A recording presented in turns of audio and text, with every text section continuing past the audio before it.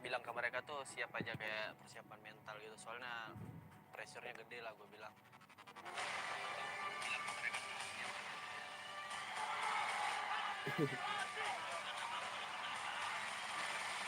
Even pun lu kuat tapi lu gak punya mental, lu gak bakal menang juga.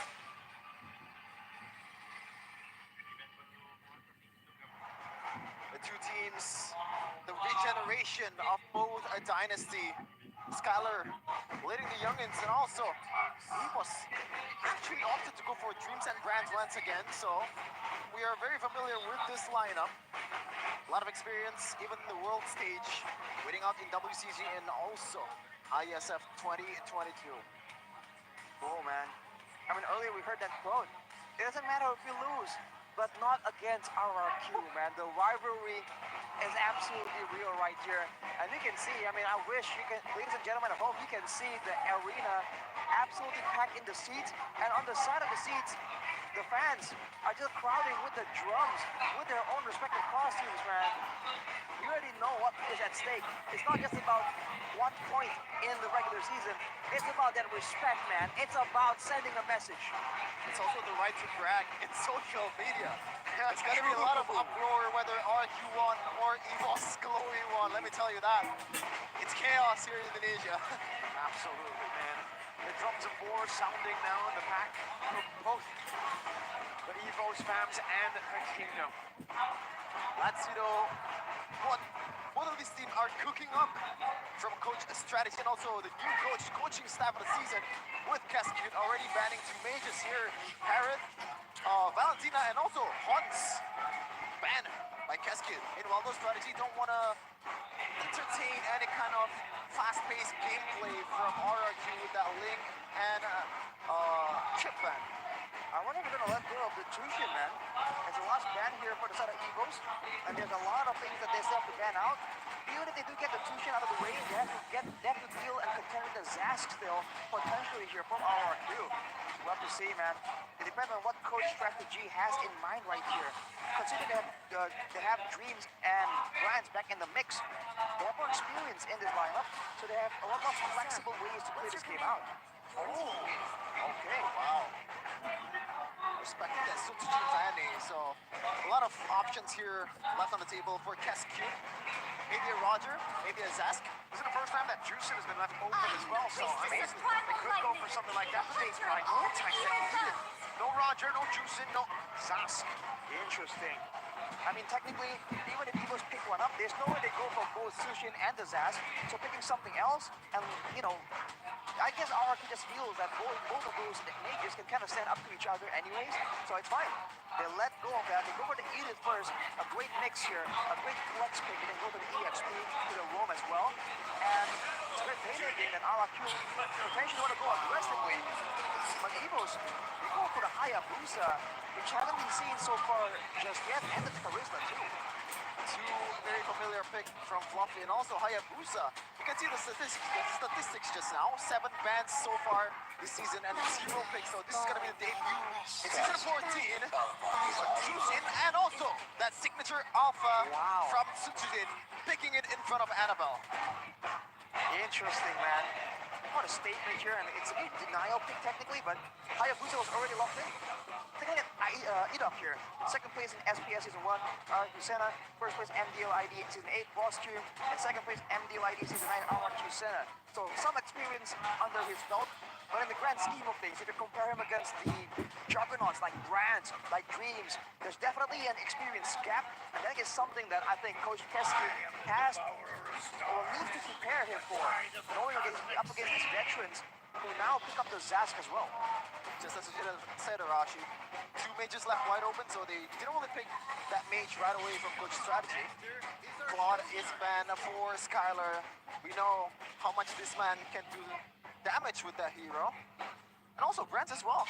Yeah, and I think this is a very interesting ban already for EVOS Glory, and very interesting first phase choices to go for RRQ, because again, the normal RRQ, at least for last season, is very Skylar-centric.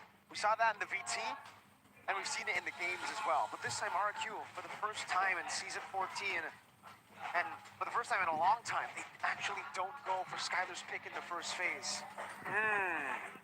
Already a whole new different look coming out of the side of RRQ right here. And this is the dynamic difference that we're waiting on.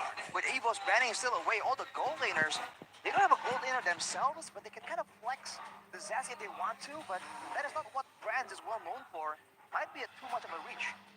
I guess I'll go Roger too. It's up for grabs. Ruby comes to mind too when we were talking about gold lane.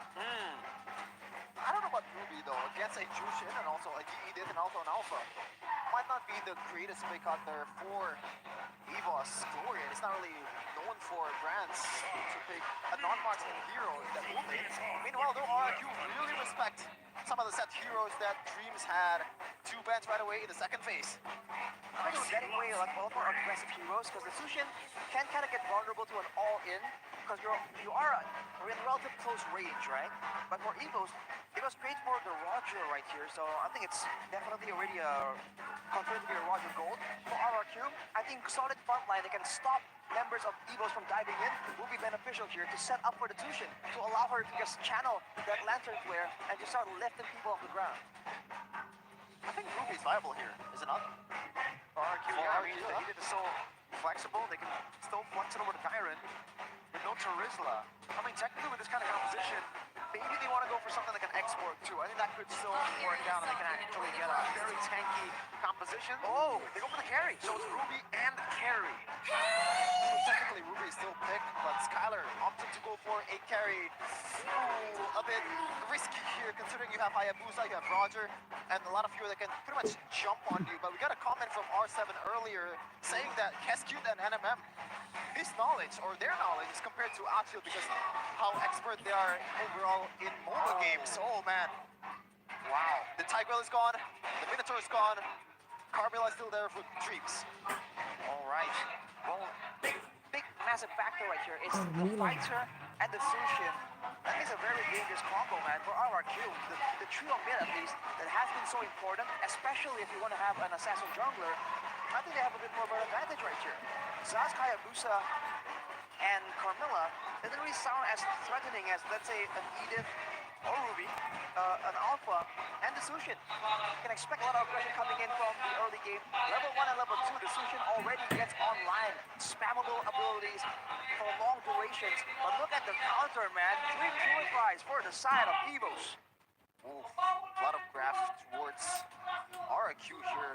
Two very interesting draft has been brought out for Rex Vegumkion and also EVOS Glory. Who is going to win? It is chapter 32 of this book, of this rivalry. It's RRQ versus EVOS once again.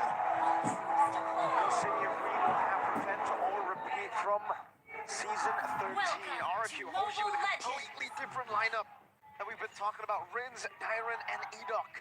Even Sutsujin. Only Skylar really being the only member that was left from the last lineup. Meanwhile for EVOS, same lineup for them. They did not change anything. We saw Panzer and Doma yesterday, but in the big match they decided to go with the good old Dreams and Brands.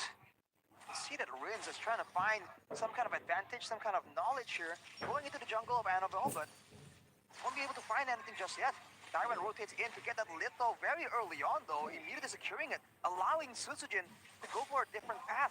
And even in the gold lane, you're seeing Skylar just do Skylar things. Somehow, able to still go aggressively against Brands, who is on the Roger with the basic emblem and the Master Assassin still. So Brands is definitely trying to go in aggressively in this gold lane, trying to get an advantage.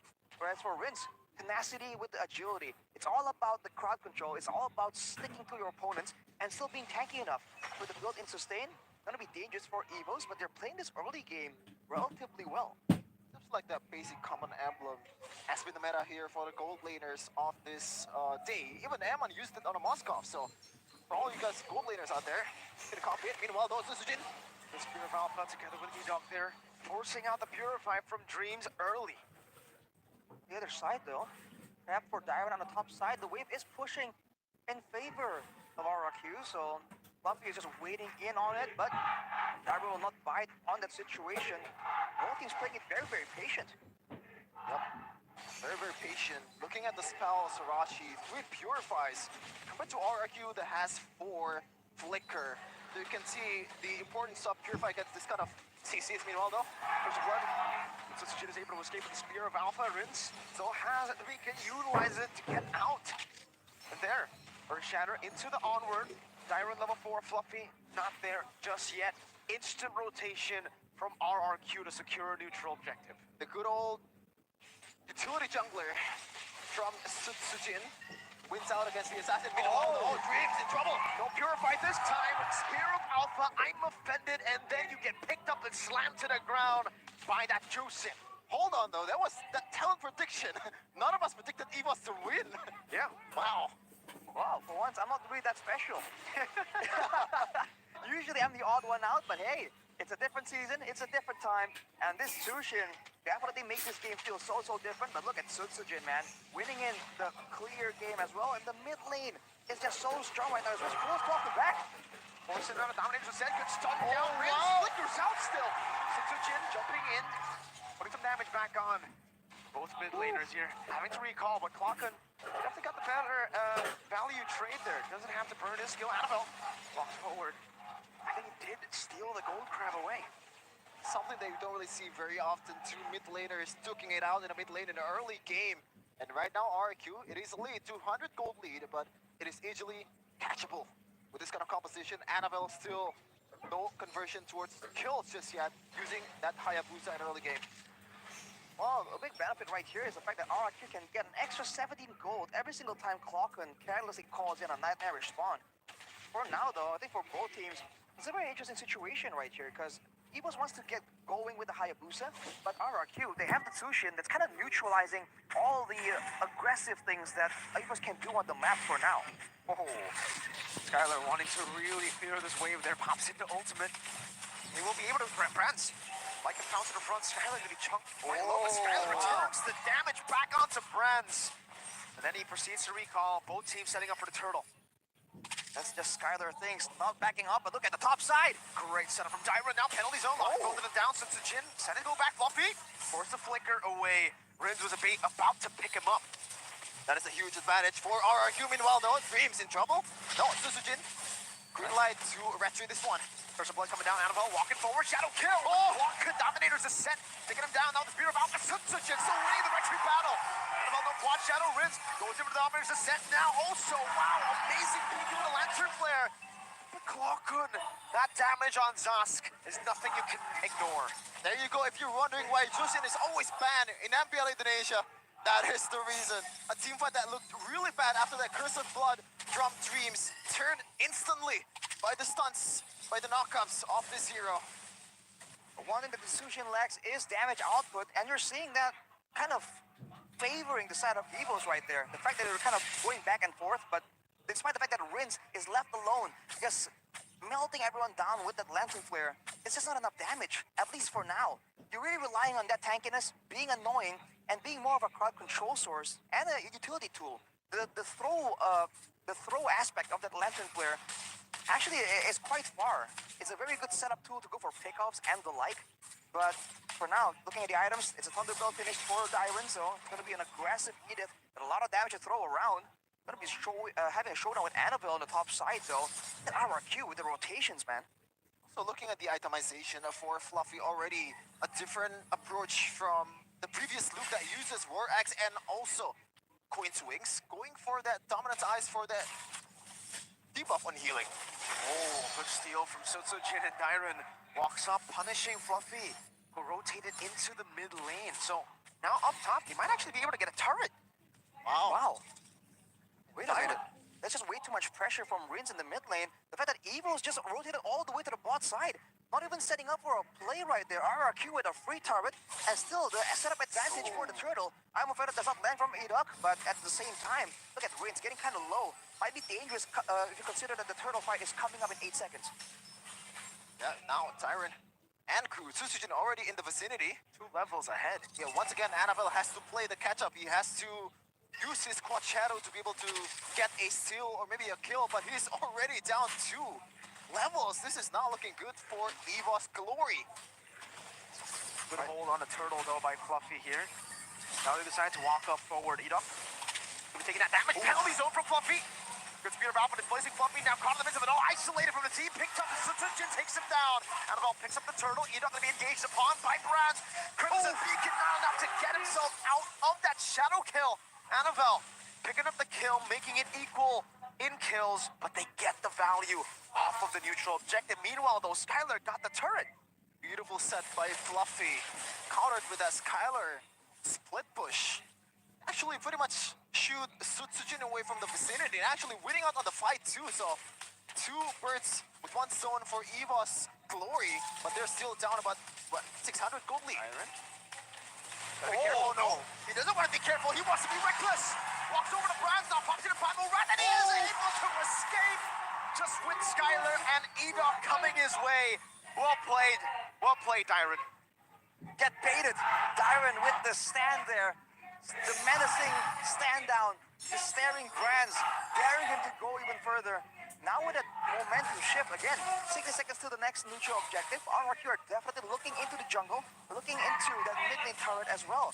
They have had Rins being so aggressive so far, but she hasn't really been able to translate that lead to the other lanes as easily. And in the grand scheme of things, Annabelle is still keeping up in levels to Sutsujin, only below by 1 level. So all things considered, it's only a 1k gold lead for RRQ. They gotta be real careful right here because the late game from the side of EVOS ain't too shabby themselves. Right, I'm offended now into the knock down, but it's not actually Dreams hasn't got melted down. Tyron now the primal wrap, Fluffy gonna be taken very, very low. The Crimson Beacon is Kyler. Slowly but surely they melt them down. It was very slow, but they finally got that one.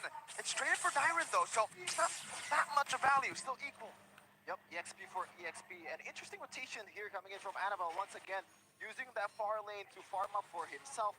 Expect RRQ to kind of use that to their advantage after what happened in the early minutes. Tyrant and Sutsujin ganging up on Annabelle in the top lane and then resulted towards a turret. They might do the same right now.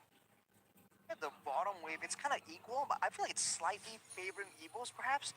There's a turret on the bottom side there though, so RRQ have a lot more freedom to just stay on the top side right here and then pressure. Wins as always, wants to be annoying, but she needs to be careful now. Again and again, he's been kind of caught out of position. That's how it goes when you win, but you can always be a bit more careful, especially with the amount of burst damage that's available from the side of EVOS. You want to place this? Yeah, Skylar, I mean, to be fair, with the Alpha and the carry. Dog finds it, I'm offended!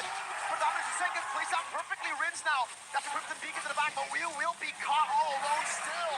Skylar is still there, Sutsujin together with Dyron is wreaking havoc! Dyron picking up a double. That's a 2,000 gold lead now in the hands of the Kings. Annabelle, watch Shadow in, gets no. caught by the Dobro Wolf King. Goes for the Shadow kill, Edok taking a whole lot of damage, or Shadow, Dyron! Again, well timed, as Sutsujin gets rid of him. RRQ Hoshi with an overwhelming win in the 10th minute of the game. The debutant's making a statement, safe to say. He answered the doubts, Edok with a beautiful set on towards Fluffy and Glocken. And that made RRQ have their way with EVOS Glory at that fight just now. About 3.8k gold lead, and they're looking to amass much more with this Lord. Ray purifies, and it doesn't even matter. The damage comes in so quick, so swiftly, and Dreams, once again, caught up position. Edok has been very decisive with his engages right here. EVOS are definitely taking notice. Now look at his play towards the purple buff, though. EVOS are not letting it go without a fight. Purple buff. Look at this Sutsujin, I believe. Who takes it? It's Annabelle. Annabelle? Yep. Annabelle has Correction. one. All right.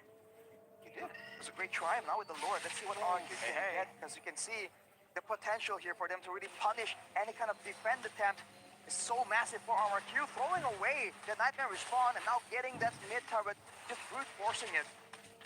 For sure, every single turret on the outside of the base will be taken, and look at the jungle play from Sutsujin, man.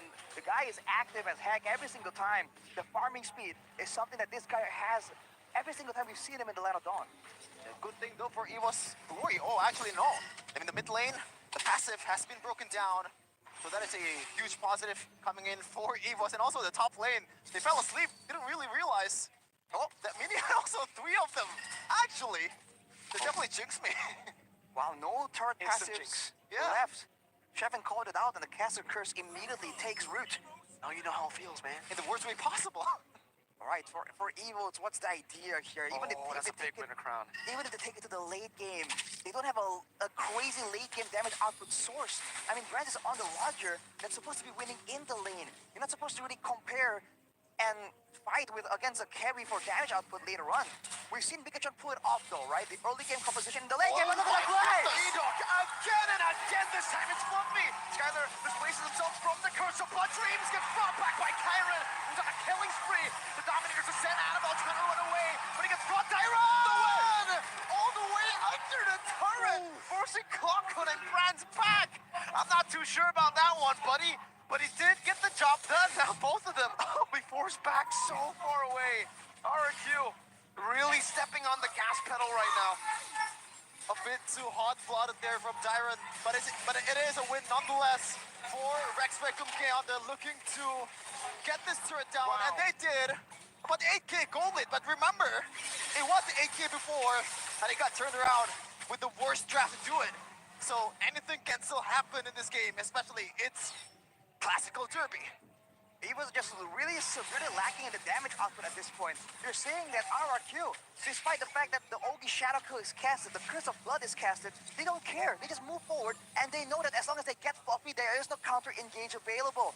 Now, going for the Lord once more, Tyron has shown that if there's anything you know about him, the man is aggressive, but it's Edok that's making this play. Look at the Spirit of Alpha though. Oh my god, Fluffy gets through wide this time. Wow! In the midst of it all with the Crimson Beacon, Dreams thrown back by Rins. Dreams is still able to buy the immortality, but Skylar gets rid of Conquer in the mid lane, and Sutsujin just cuts Dreams up there, even with the immortality. A whole lot of get over here from RRQ's lineup. Even the Spirit of Alpha is used to brought back one of the members of EVOS. And now Sutsujin will have his way with the Lord. Can they do it? Or they want to end here? No way, right? You talk about pressure, they're taking the Lord while still pushing every single lane, going for the end potentially. They're going for it. Skylar has the ultimate. They're going to brute force their way into the base. 14 minutes! RRQ Hoshi, the rebuild so far looking amazing. More than amazing. It's looking perfect. Edok, though. What a game. What sets he brings to the King of Kings. They strike first, 1-0 for RRQ. Against this very seasoned players in Dreams and Brands, the adjustment hasn't been working in game number 1. What in the world happened to RRQ? Where is that one-dimensional RRQ that only plays with the gold lane? Look at the jungle, the roam, the EXP! Oh my word! What a different